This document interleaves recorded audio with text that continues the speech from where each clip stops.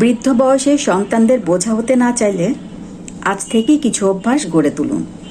অনেক বাবা মাই আছেন সারা জীবন সন্তানদের জন্য সব কিছু করেন, কিন্তু নিজের ভবিষ্যতের জন্য খুব কমই প্রস্তুতি নেন।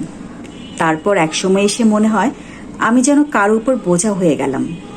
এই অনুভূতি এড়াতে আজ থেকে কয়েকটি বিষয়ের দিকে নজর দিন। নিজের আয়ের একটি অংশ নিয়মিত সঞ্চয় করুন। সব সম্পদ জীবিত অবস্থায় আবেগের বশে দিয়ে দেবেন না।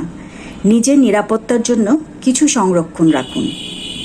সন্তানকে শুধু সম্পত্তি না, দায়িত্ববোধ, মানবিকতা ও সম্মানবোধও শেখান। নিজের বন্ধু, আত্মীয় ও সামাজিক সম্পর্কগুলোও বজায় রাখুন। শুধু সন্তানকেই জীবনের একমাত্র ভরসা বানাবেন না। নতুন কিছু শেখার আগ্রহ রাখুন। নিজের শখগুলো বাঁচিয়ে রাখুন। ব্যস্ত ও সক্রিয় মানুষ মানসিকভাবে অনেক বেশি শক্ত থাকেন।